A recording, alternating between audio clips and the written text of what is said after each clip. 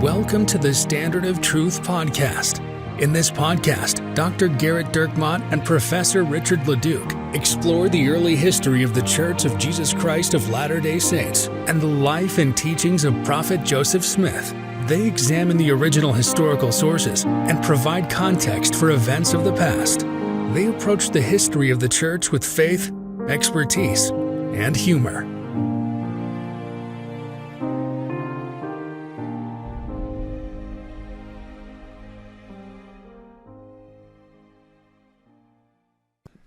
Hi, welcome to another episode of the Standard of Truth podcast. I'm your host, Dr. Garrett Dirkmaat, and I'm joined by my friend, Professor Richard Leduc. Hello, Garrett. In this week's episode, we're going to talk a little bit about answering a question that an emailer has. We've got a little bit of Phoebe Draper mailbag, and we actually have a LinkedIn message. This is the first LinkedIn message that we've received. I don't believe our show has a LinkedIn. Well, our show doesn't. Okay, that makes me feel better. But I do, and so friend of the this show. This is all part of your secret plot to take over the show. So friend of the show, Damien, sent me a LinkedIn message, and this message is sponsored by Goldman Sachs because we want to higher level. No, because they'll sue us. Yeah. All right. This is not by sponsored by KPMG. So he says, T-shirt ideas. Next year, your church history trip should be to Nauvoo, Iowa, and Missouri. I've been to all of those places except Missouri's western locations. T-shirt. Missouri Loves Company, or Missouri Loves Company. That's hilarious. It's very funny. Missouri Loves Company. Also, that's from their state tourism board.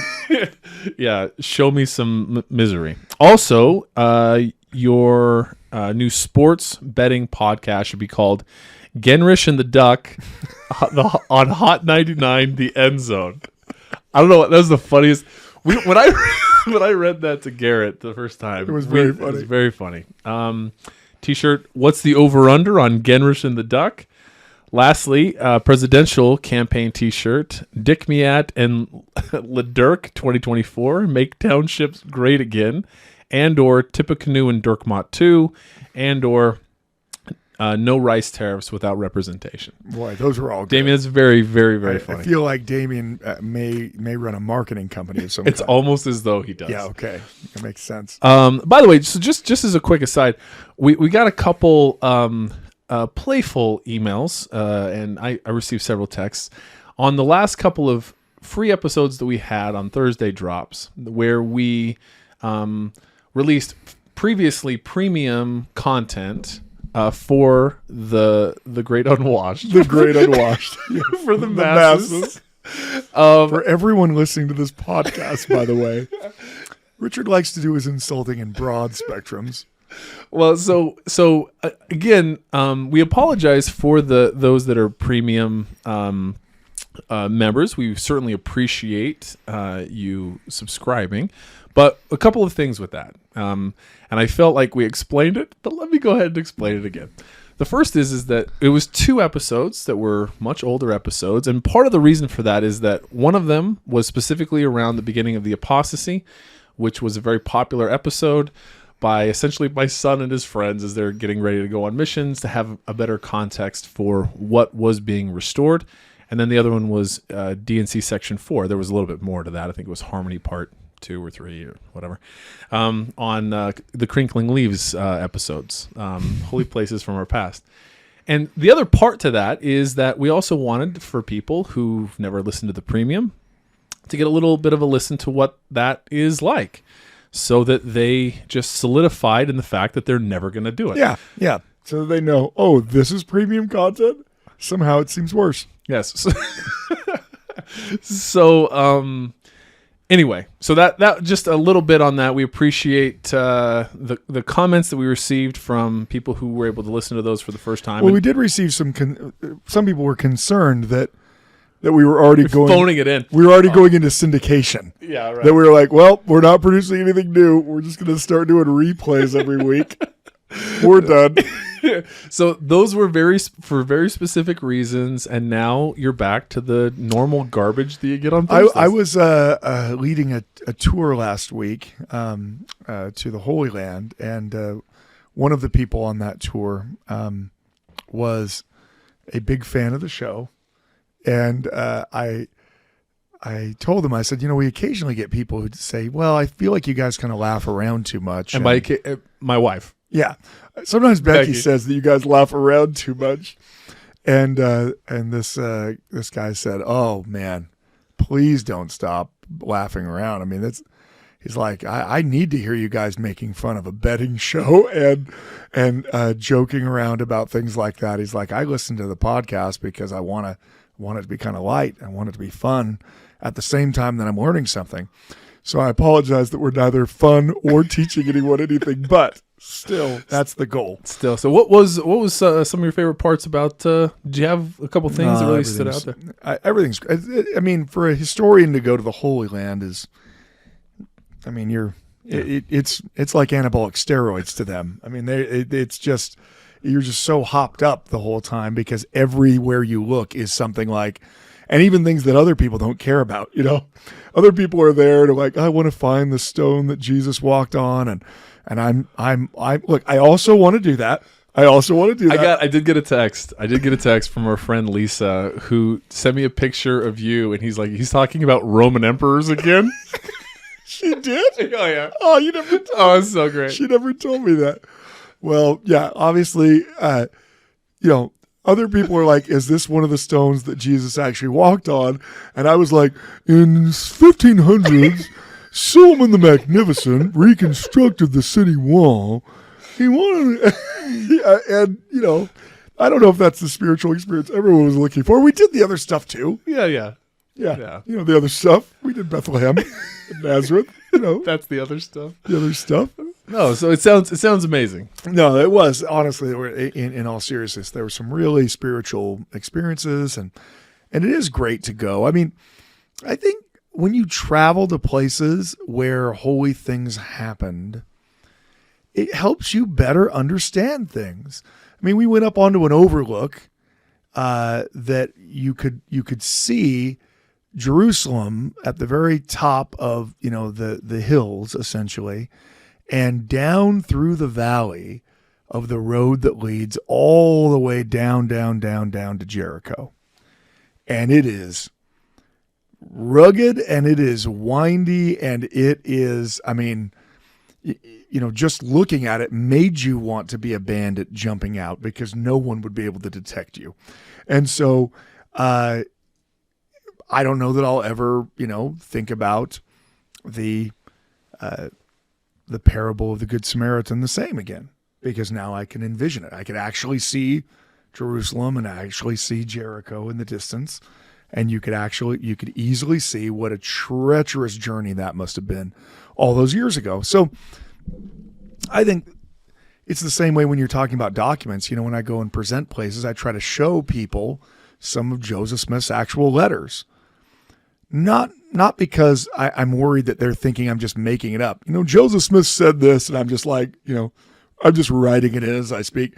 Joseph Smith said, take the Niners, for early season favorites. I mean, I don't know. I don't know what people will think Joseph Smith said, but there's power in those actual documents, in actually seeing his handwriting.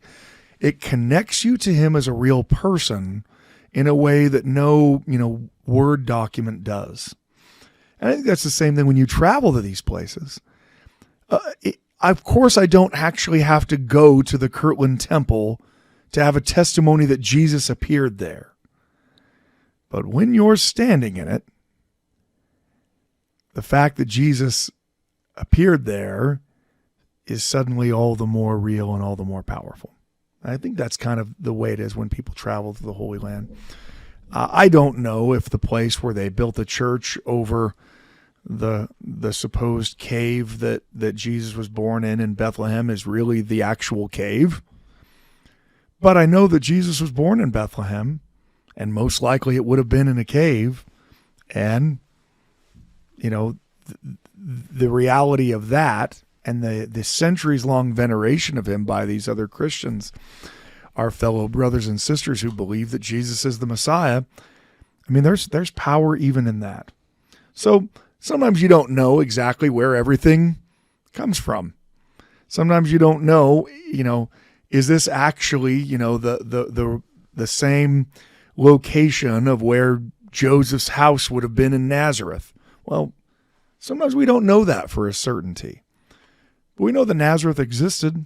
We know that it was a place where Jesus grew up. We know that the Lord, waxed and grew in wisdom of God and men until he became all that he was intended to become. And being in those places, I think, sometimes helps you visualize these things and can very much give you a spiritual experience where you internalize what you already know. Yeah, that's beautiful. That's very cool. So on with the show. We don't quite have the name for this episode yet, but I feel like, as done a little bit of prep here, there was a 60 Minutes episode back in 2017 about some kids in a very rural part of Franklin County, Mississippi. And a teacher comes in, and it sounds like a movie almost. A teacher comes in who loves chess, and he teaches these kind of... That's the reason why it's not a movie. Teaches these rural... If this was a football game, then there would be 19 movies made out of it if this was football. But well, so I don't remember exactly how. I think my wife watched it and she loved it, and she had me watch it, and then I had our kids. It was family night lesson about these country bumpkins from Franklin County, Mississippi, middle of nowhere. We apologize to all of the Aries living in Missouri. This is not a reference to you. No, of course. Speaking as a country bumpkin, by the way, right? Yeah, so both of us are from Idaho. Yeah. People in Franklin, Missouri are thinking, yeah, we have running water, Well, this is Mississippi. Yeah. Franklin County, Mississippi. Oh, Mississippi. Oh, okay, yeah. Even worse. So we have no listeners in Mississippi. Yeah, okay. There's no question. Mississippi, my bad. Yes. So anyway, they have an interview. So this guy teaches them chess. These kids love chess. He teaches them strategy, and they become very, very good. So this really small, super rural school becomes world renowned for chess. And so they'll go to these big tournaments in New York or Los Angeles, Chicago, wherever, and they'll crush these preparatory schools in these chess tournaments. And they have this kid, and he's got to be like 12 or 13 years old. And he says on... How is he dressed? It's like flip-flops and a tank top and whatever. It's what's the over-under on his teeth? And the tank top's from Piggly Wiggly, right? Okay, right. And nothing wrong with Piggly Wiggly. It's a wonderful establishment. But so he says, I just love crushing people's spirits. I just love crushing people's spirits. And my family, we say that all the time now. They just love crushing people's spirits. Like, we're not good enough at anything to actually do it, but anyway, it's a funny line. And the reason that I say that is because that's what this episode's going to be. About crushing people's spirits. About you crushing people's spirits. So, speaking of going on tours, Angie always gives a pretty big caveat, a disclaimer to all the people on the tour bus when we first start. She always tells people, look, you can ask him any question, but you need to know this, that I call Garrett the Dream Crusher. And then I always interject and say, she's only talking about our marriage right now. That I've crushed all the hopes and plans of our marriage with her. But... And what she'll go on to say is that, Garrett will tell you whether or not there actually is a source behind the thing that you think. And so sometimes people really think that something happened or happened a certain way. And if you ask him about it, he's not going to lie to you about it. He's going to say, yeah, we have no record of that actually happening. So don't ask him. If you don't want to know. If you don't really want to know. Now, some people think they want to know. But they just want you to validate the thing that they already believe. In fact, most of the time, when people ask questions about something from history, what they are really asking is, can you reiterate for me how right I was about the thing that I always believed? Right. That's right. And so this email comes to us from Jeff. First of all, Jeff, we love you. Thank you so much for listening. We're not going to crush it. This is not a crushing. This is more of maybe a glancing blow. Yeah. Right. But then you've got another potential one that we'll get to. Maybe we'll see. Well, I mean, if at this there's time. point, we're going to do whatever we can to not get to it. Okay. All right. So Jeff, subject Joseph Smith's statement. First of all, big thank you to both of you for all of your work on this. I really enjoyed the content, even the sports lines. At this time, I'd like to refer you again to President Hinckley's April 2005 talk on gambling. Yep. That's And not from Jeff. That's from us. No, that's from us. That's a statement that we made. Disclaimer to everyone listening: do not gamble. Do not gamble. Do not gamble. That said, the NBA playoffs are going on right now. Literally as we speak. As we speak, the Lakers started at plus 2,200 and are now at plus 380. Wow. Now, for those of you who don't necessarily understand what that means, it means, let's say I was to give Garrett 100 seashells or whatever, candy bars. I give Garrett 100 candy bars. At the beginning of the playoffs, if the Lakers won the championship, he would give me back 2,200 candy bars plus my 100 candy bars. Now, the Lakers, if I was to give him 100 candy bars, he would give me back 400. Well, my 100 plus the 380. Well, candy bars. if you were to give me 100 candy bars, I would eat 100 candy bars, That's right. regardless of whether the Lakers do Anyway, well. so that many people don't understand what those odds mean, and I wanted to explain it in terms of friendly entertainment candy bars. Sure. Anyway, thanks, Jeff. That's a little bit of a tangent. I had a question. I'd hope, again, 2005, President Hinckley, April 2005, Conference Talk. I have a question I'd hope you can answer. I've read and memorized an obscure statement. I know I shouldn't use such things, but I taught this in many lessons I gave as a young single adult. That is found in October 1949 General Conference given by Marion G. Romney. He states, "We might take a lesson from an account given by the prophet of a vision of the resurrection, in which he records that one of the saddest things he had ever witnessed was the sorrow of members of the church who came forth to a resurrection below that which they had taken for granted they would receive." If you have access to old conference reports, like my dad, he said page 43, if you have old conference reports. I don't know why he thinks that I would have those. You have all of the old conference reports. Okay. Anyway, I have often wondered what he was quoting from. I have tried searching the Joseph Smith Papers website, but with no luck.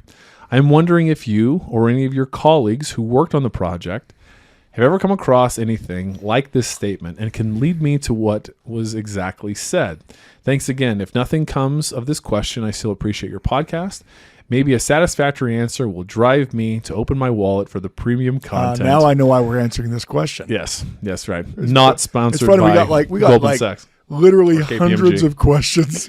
We get hundreds and hundreds of questions. Richard's like, we got to answer this one. Why do we got to answer this one? No reason. No reason. I like it. I like Jeff. I like the cut of Jeff's jib. I feel like Jib. Jeff really speaks to me with this question. With an obscure Marion G. Romney quote, that's what speaks to you? From page 43 of 1949 conference address. So, we actually get a considerable number of questions that are like this. Maybe not exactly something like this, but we've already answered some of them on the podcast, where people say, I've always heard this. Where does it come from? And I actually get these questions all the time, just professionally. I do have a life outside of the podcast, right? And it is often in the same regard of where does this actually come from? And you'll note from some of our previous podcasts, we've tried to track some things down, like where Joseph Smith talked about, someone killing themselves to get into the celestial kingdom, right? We talked about that. When you find something that is a conference talk that a general authority has stated, or anyone, any authority or auxiliary back in the day when it was leader of the church is quoting something, it's almost always a good bet that there is something published that they are quoting from. Now that may not be always, and certainly when they're sharing a personal story, well, then that's probably not published at all. Right? If someone says, well, my friend said this to me, well, then maybe there's not written anywhere. It's just their friend actually said it. And so that's kind of the first place you go to look. You are right. I mean, look, a great place to try to determine the veracity of a quote like that is going to the Joseph Smith Papers website and placing portions, or at least some of the keywords of that quote, into the search and seeing what comes up. As you indicated, you weren't able to really find that. And so already, when I hear the quote, because I hadn't memorized it and shared it many times as you had, when I hear the quote, the first thing that I thought when I read your email was, I don't think Joseph said exactly that. But that said, though, Marion G. Romney did say Marion G. Romney did say it, and now he, of course, doesn't have quotes around which portion Joseph said. He related. It seems, that Elder Romney's paraphrasing, right? That he's saying, you need to remember what Joseph saw in his vision. Now, there are a couple aspects of that are obviously pretty spot on. Joseph did have multiple visions of the resurrection. Those visions, in fact, are pretty powerful. We've, in our previous podcast, we've shared some of those, but let me just share a little bit of it with you so that you can hear again that vision. And this is a topic that Joseph Smith really does speak a lot about. The resurrection is one of his favorite topics. So I could pick a lot of things, but I will read this part of one of his quotes on it. He says, "Would you think it strange if I relate what I have seen in vision in relation to this interesting theme? Those who have died in Jesus Christ may expect to enter into all that fruition of joy when they come forth, which they have possessed or anticipated here. So plain was the vision that I actually saw men, before they had ascended from the tomb, as though they were getting up slowly. They took each other by the hand, and they said to each other, 'My father, my son, my mother, my daughter, my brother, my sister.'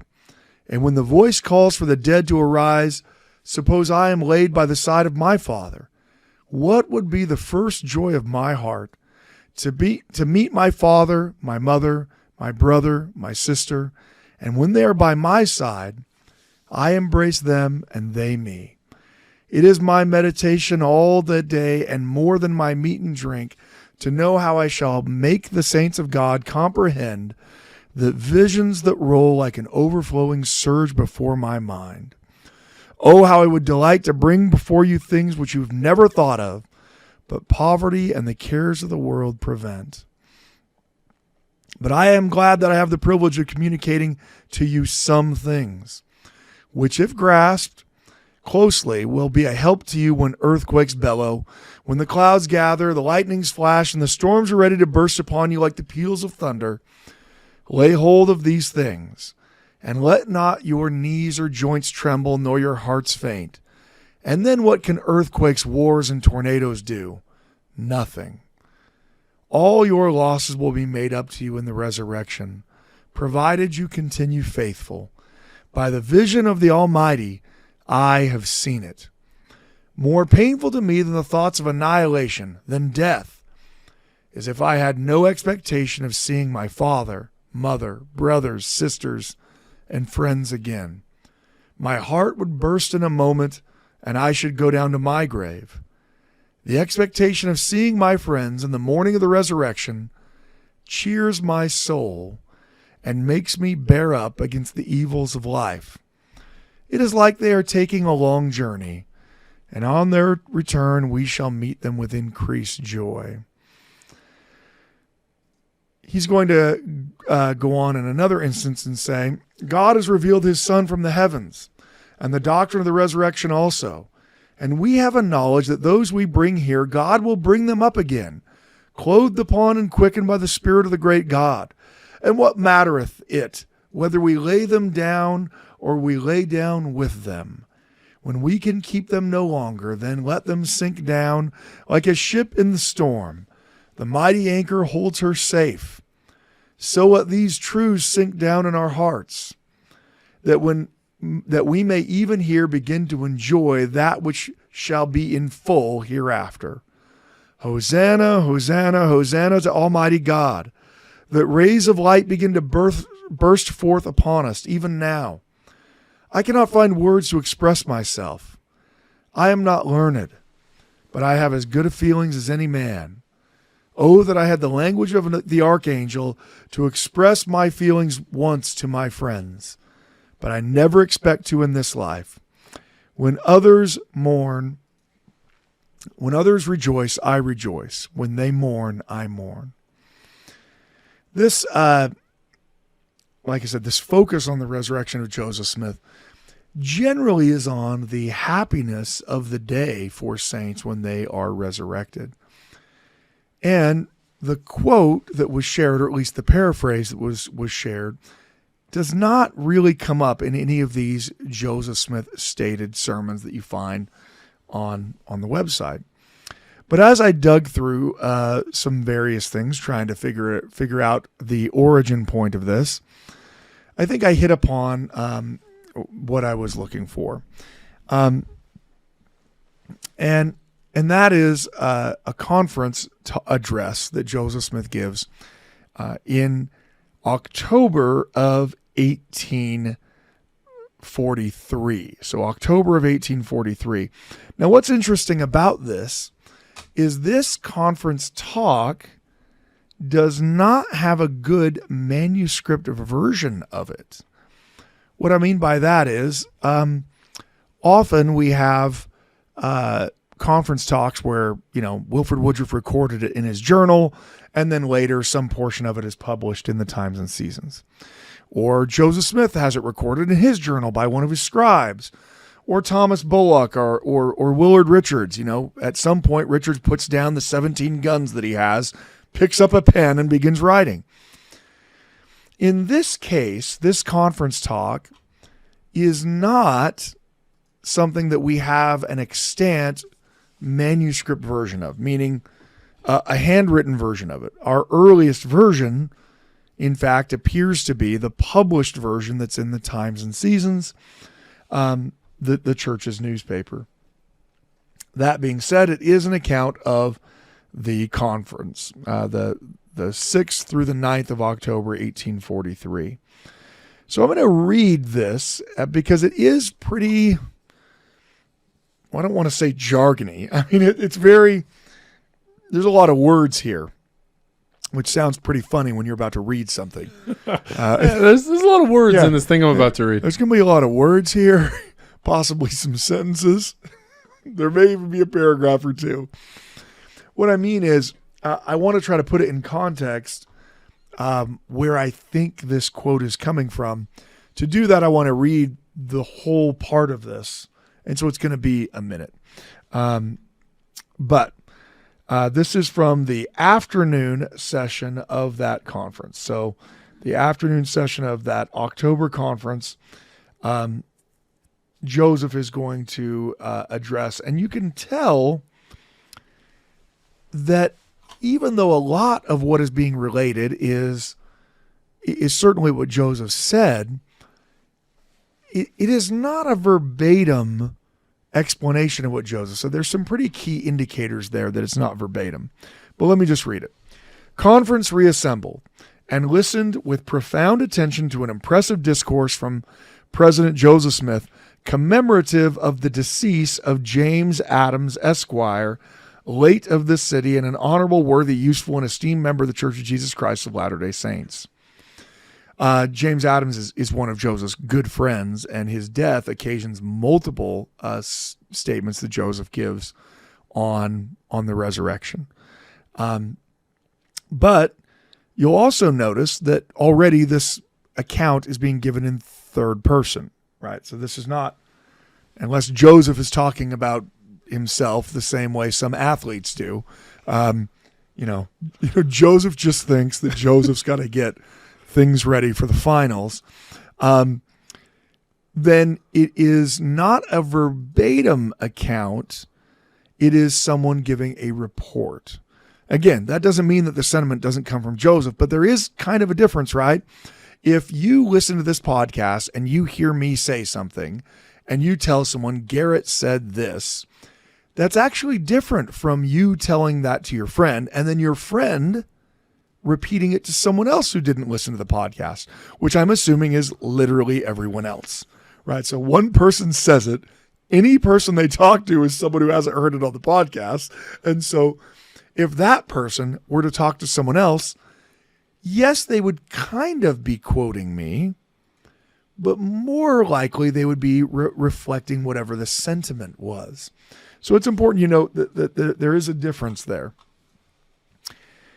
And again, we know that it's not Joseph writing in first person because as it leads out after the portion I already shared, he spoke of the importance of our understanding the reasons and causes of our exposures to the vicissitudes of life and of death and the designs and purposes of God and our coming into the world, our sufferings here and our departure hence.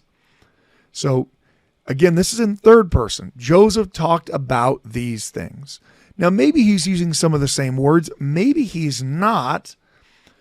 But this account that's published in the Times and Seasons is trying to give a summary rather than trying to cover it verbatim. But again, to continue the quote. It is but reasonable to suppose that God would reveal something in reference to the matter. The ignorance of the world in reference to their true condition and relation. Reading the experience of others or the revelations given to them can never give us a comprehensive view of our condition and true relation to God. Knowledge of these things can only be obtained by experience in these things, through the ordinance of God set forth for that purpose. He remarked that the disappointment of hopes and expectations at the resurrection would be indescribably dreadful, that the organization of the spiritual and heavenly worlds and of the spiritual and heavenly beings was agreeably to the most perfect order and harmony, that their limits and bounds were fixed irrevocably and voluntarily subscribed to by themselves, subscribed to upon the earth, hence the importance of embracing and subscribing to principles of eternal truth. He assured the saints that truth in reference to these matters can and may be known through the revelations of God in the way of his ordinances and in answer to prayer. So you can see that is a very, it's a fairly complicated write-up of what Joseph was saying. And in all places, none of it becomes a direct first-person quote. It is always he said, he said, he said. But then not really a direct quote. This is what he taught about. He taught about this, he taught about this, he taught about this. And so I assume that the reference that's being made is to, he remarked that the disappointment of hopes and expectations at the resurrection would be indescribably dreadful, which is somewhat similar to the statement that it was going to be a painful day, essentially, at the resurrection for some people who thought that they were going to obtain a different resurrection than the one they obtained. You can see, though, that it's not exactly the same, and here I am trying to do just a little bit of implication. In this quote that I just read, Joseph isn't referencing the vision of the resurrection that he had. But I just read to you the quote of Joseph Smith explaining that he did have a vision of the resurrection. That was from another talk at another time. So you can kind of see how this would happen. Now, this is going to be published in the history of the church, and the history of the church is, of course, going to become widely disseminated. So I think that's what's going on there. Now, while it's not exactly the same, I mean, you can see that there's a sentiment that is similar. I know that you even said yourself at the beginning, well, I know I shouldn't have memorized a single quote and kept sharing it over and over again. I always do think that that's a pretty wise counsel, especially when we're dealing with sources that not all of them are exactly the same. Something that we really want to hang our hat on, hopefully we can find other sources that corroborate it, or that it's said more often. I mean, Joseph talks about the resurrection day being a glorious and happy time over and over and over and over and over again. Here in this one conference report, the summary of what he said talks about, for some people, it being a time of indescribably dreadful. So it might be helpful to reread the Marion G. Romney quote. Sure. And because now you've provided the Okay, context. you read it, and then I'll read the Joseph. Okay. So this is page 43 of the of the 1949. Because everyone's grabbing their 49 conference report. Yes. We might take a lesson from an account given by the prophet of a vision of the resurrection, in which he records that one of the saddest things he had ever witnessed was the sorrow of members of the church who came forth to a resurrection below that which they had taken for granted they would receive. And then the other quote from the conference from 1843, he remarked that the disappointment of hopes and expectations at the resurrection would be indescribably dreadful. So there are a lot of similar sorrow, dreadful. right. The idea of disappointment. I mean, that there would be a disappointment of hopes. You know, that there was a hope that someone would have a different resurrection. And I think that's what I'm guessing is what is being referenced. So, I mean, it is being taken from something that was spoken, or at least was reportedly, it was relayed as part of Joseph Smith's sentiment in a talk that he gave in 1843. You can see how sometimes when you're trying to piece these things together, you don't get an exact answer one way or the other. At other times, all you can really do is say, it's possible that this thing occurred or didn't occur. I'm asked all the time by people who have some aspect of their family history that's very special and important to them. Did this really happen? Do you have evidence of X happening, or do you have evidence of Y happening? I was asked recently about someone who was, again, from a distant, ancestor, basically, that their great-great-great-great-grandfather was someone who was in Nauvoo, and in their family history, it talks about how he saw the Urim and Thummim, or the seer stone that Joseph had in Nauvoo. Now, by the time Joseph's in Nauvoo, he apparently doesn't have the same, two bound together stones that were found with gold plates. They appear to have been given back with the plates when Joseph gives those back to the angel. So the best way to try to corroborate something like that is if there's some kind of contemporary source. So if Grandpa is telling this story about his interaction with Joseph Smith 50 years after the fact, well then, hopefully you can find that there's some kind of earlier source. Is there a letter that you wrote this in? Is there a journal that you wrote it down in? Most of the time, though, when people are reminiscing about their earlier life, there simply isn't another source. If I were to reminisce about all of the failures of my life, outside of other people commenting on them in their journals, you wouldn't be able to corroborate them from something that I wrote. That wouldn't mean that I wasn't still a failure at many portions of my life. So this is where you kind of get this delicate balance as a historian. The fact that something is an uncorroborated, reminiscent account does not mean that it is false. At the same time, historians have to be keenly aware of the fact that oral traditions, passed down through people who really care about them, do have a tendency to change over time. Now, the change doesn't have to be malicious at all. But sometimes those changes are important. Sometimes those changes actually make a difference. And sometimes an error just gets perpetuated, like the game of telephone, right? When Parley Pratt wrote in his autobiography that God gave him the revelation to go to the Shakers, and he dated it March of 1831, Parley Pratt was 100% wrong. Now, he was writing this, more than 2 decades later. And yes, he did go on a mission to the Shakers. But what he was using as a source for the date of that revelation was a published version of the revelation, which had incorrectly listed the date. It's very simple for minor issues like that to creep their way into reminiscences. I mean, it's not like Parley Pratt didn't go on the mission. We know that he went on the mission. It's not like he didn't receive the revelation. We know he received the revelation.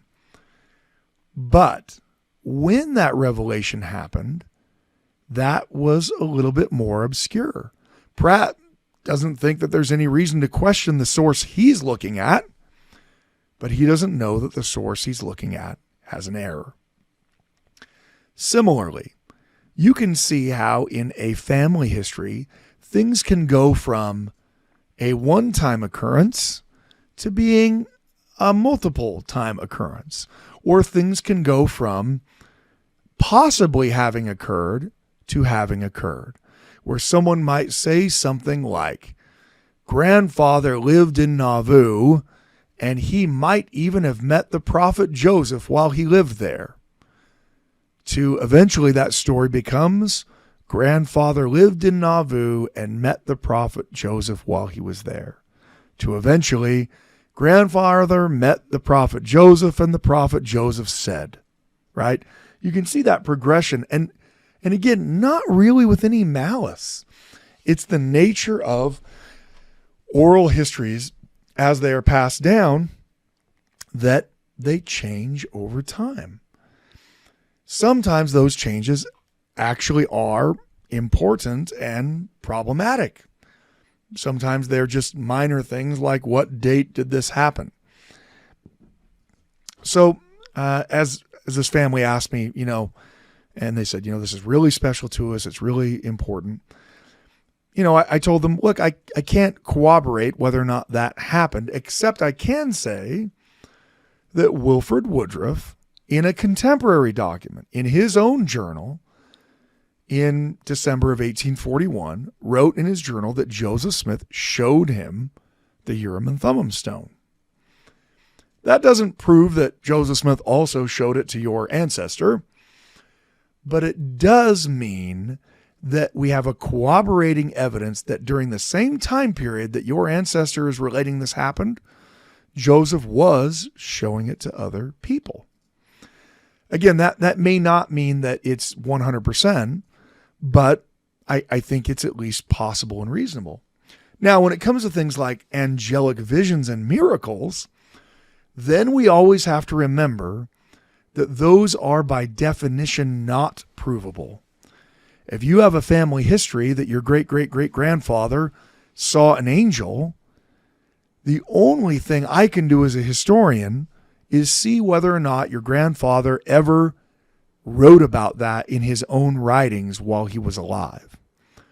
If the only source we have on it is his great-great-grandson saying that he had heard throughout the family history that great-great-grandfather had seen an angel, well, now that source is a little bit less authoritative. Let me give you a real-world example of where this can be a very big deal. I have a good friend of mine who is a geneticist, not just working in Ancestry part-time, like he has. Like he read a blog and now he knows about. Yeah, no, like about everyone horses else. in the Book of Mormon. Well, he became an expert because he has a YouTube channel and he knows when the fourth feather happened. But he has a PhD in genetics. Okay, so I don't know how much math he had to do for that, but I know it's more math than I will ever be able to do, worlds without end. And part of his research that he did was he did DNA testing on people whose family histories claimed were descendants of Joseph Smith's plural marriages. Now, again, we're never going to actually talk about plural marriage, but this is another way to talk about plural marriage without actually talking about plural marriage. Yes. Yeah. In the late 19th century, it was the exact opposite of what it is today. Today, everyone is wishing that Joseph never practiced plural marriage or ever taught about plural marriage, and multiple leading apostate groups have in fact convinced people that Joseph never taught or practiced it, and that plural marriage was some giant conspiracy invented by Brigham Young and others many years later. Now, no historian believes that. And by historian, I mean actual historian with actual PhD credentials. They all believe the evidence is overwhelming that Joseph Smith both taught and practiced plural marriage. But the reason why these apostate groups are able to get people to follow them when they say that he didn't is that's exactly what people want to believe. Now, the late 19th century, the 1880s, 1890s, 1900, the feeling of members of the church was exactly the opposite. Now, they, of course, were mainly still living in an era when plural marriage was being practiced. When the reorganized church was attacking our church, saying that we were a bunch of false apostates because Joseph Smith never practiced plural marriage. And these people had been defending plural marriage for 60 years at this point. Well, some, if we go all the way to 1900 for that long, but maybe for at least 50 years. People in Utah during that time period were not trying to hide whether or not Joseph Smith practiced plural marriage. They were trying to prove it, their own connection to the prophet by way of plural marriage. And family histories from that time all the way up until now related things like, well, we are actually descended from Joseph Smith's plural marriage to so-and-so. We are actually related to Joseph Smith from his plural marriage to this woman and then to this woman. And there are several families that made these claims. My friend did DNA testing to determine whether or not these families were in fact descended from Joseph Smith. They had all kinds of family history resources that said that they absolutely were. And so I think my friend assumed that what he would find is that they absolutely were. What he found instead was that none of them were. Not just one of them wasn't, or two of them weren't, that none of them were. Now, that's not to make an argument that Joseph Smith didn't practice plural marriage. That's, again, the evidence is so overwhelming that that's a completely separate argument. But the point is, a family history had developed and had been passed down year upon year, generation to generation, and have been taken as absolutely true, when in fact, it wasn't. I don't know how it ended up getting to the point that it was. Generally, the families had, the women that they claimed they were descended from were certainly some of the plural wives of Joseph Smith, but that they were the plural offspring was the question, and in fact, they weren't. So sometimes there are ways of actually checking and verifying things like that. In other cases, there is not. I recently received an email from someone asking if I could help verify what was purportedly a really old letter written by their great-great-great-grandfather about the history of the Urim and Thummim. Well, I went to look at the letter, and as I went through it, I recognized things that made it so that it could not have been written by the family member that these people purported had written it. They claim that this family member who had written it was a contemporary of Joseph, lived in Nauvoo, and that was powerful to them. And yet, as I went through the letter, what I found was the letter, or this article really, this statement, was quoting sources that didn't exist until roughly 50 years after this person had passed away.